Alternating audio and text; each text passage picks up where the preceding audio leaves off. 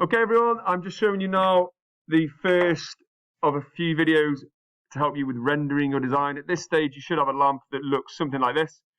If you've not quite finished this but you want to jump into rendering, come back later to add maybe the bulb or anything like that, you still can.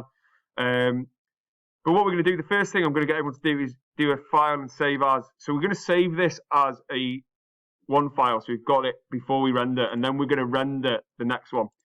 Just so then you have the original pre-rendered, if that makes sense. So it's always good practice to do that, to save a copy, add rendering to it. Okay, and as you can see here, I've got a rendered version. And then I'm going to actually close my original one down and work on my rendered lamp version here. Okay. I'm not sure what that is, but that all seems good. So this is basically what we're going to look at doing.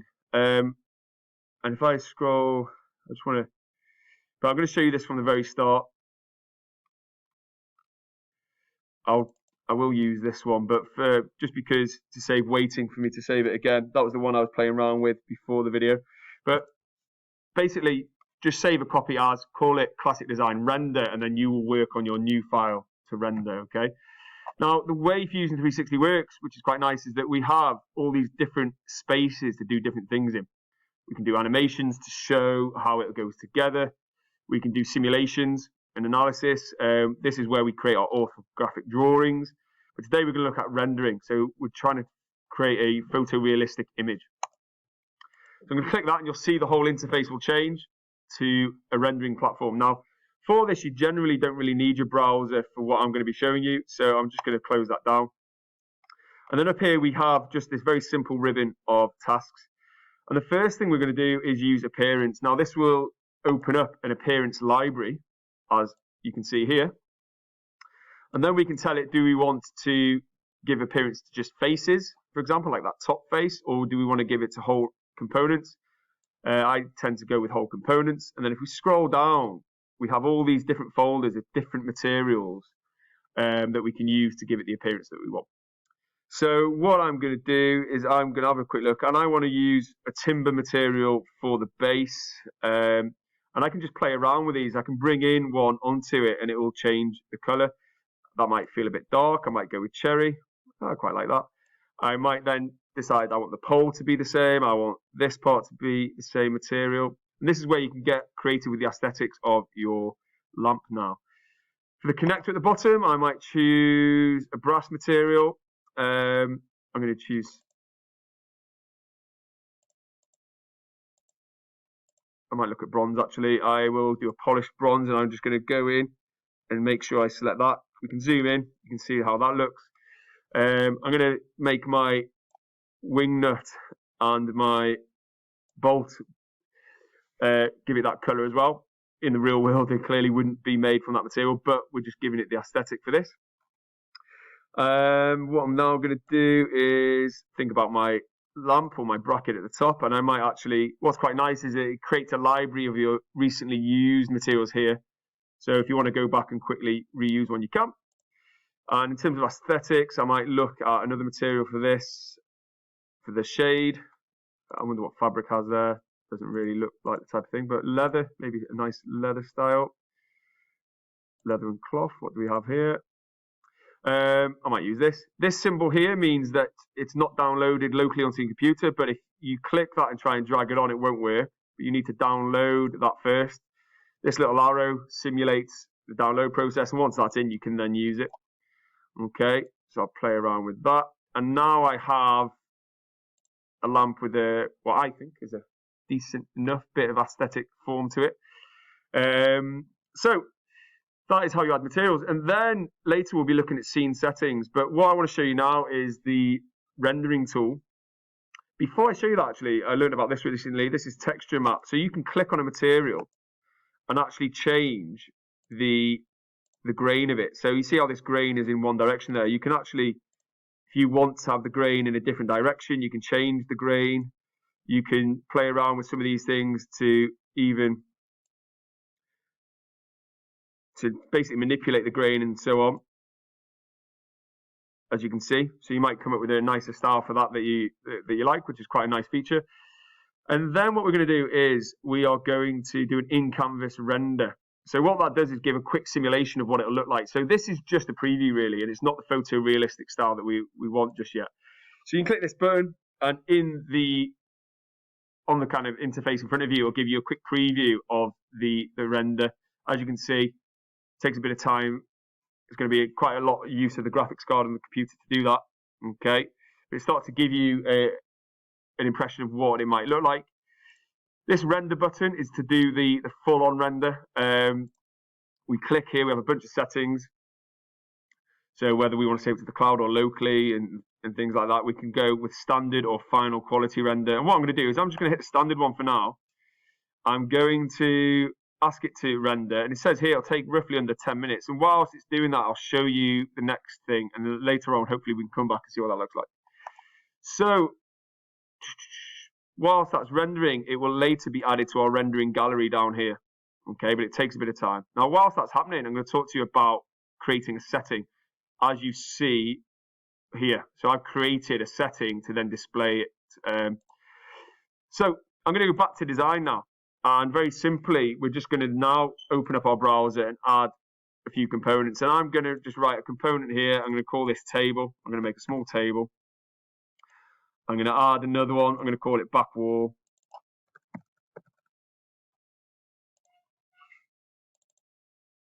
Let me just redo that. I must have pressed something by mistake there. And then I'll add another one and call it back wall 2. So I'm just going to quickly draw a setting here. Doing this kind of reminds me of when you used to use Google SketchUp to just draw things really quickly. And so you can just design very much a setting for this. So I'm just going to quickly put something together. Not too worried about size. I'm just doing this all visually at the moment. And then, as you can see, we've got our lamp on the top there.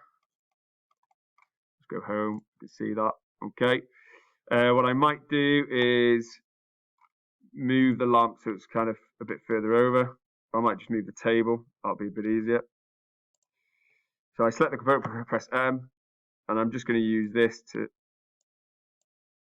Oh, I try that again. Select the table. I'm going to press M, and I'm going to just move this around. You'll be on our video now.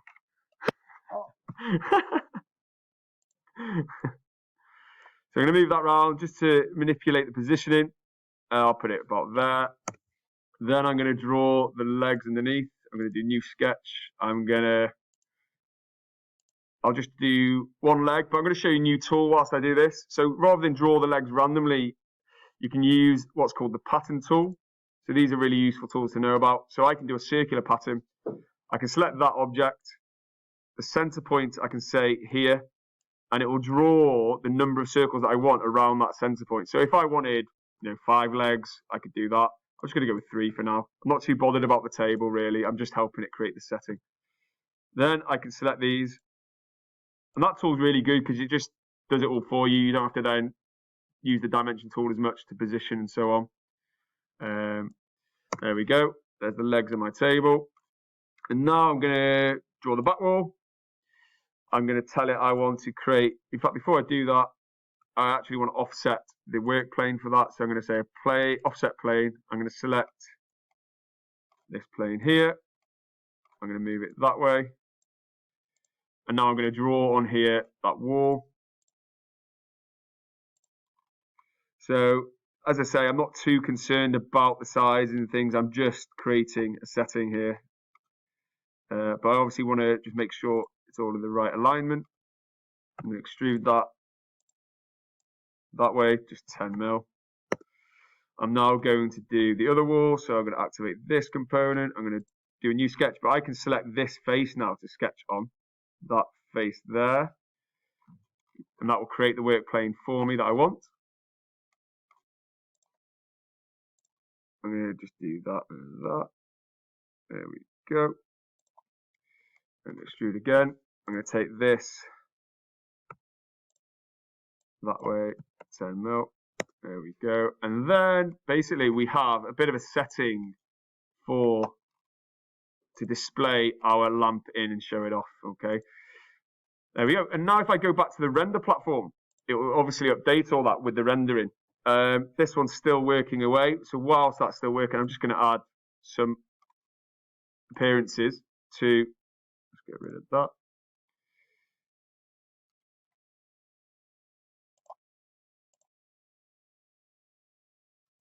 I'm going to go appearance. It seems a bit strange that the appearance thing isn't coming together there. It might be a bit too demanding. Oh, there it is. It's hiding at the top. Sometimes it does that. You have to look for that ribbon. So now I'm going to add some other materials to the setting. I might have a wooden table. I might look at using something a bit I might try oak. See how that goes. Looks okay. And you can just play around with different materials and aesthetics here.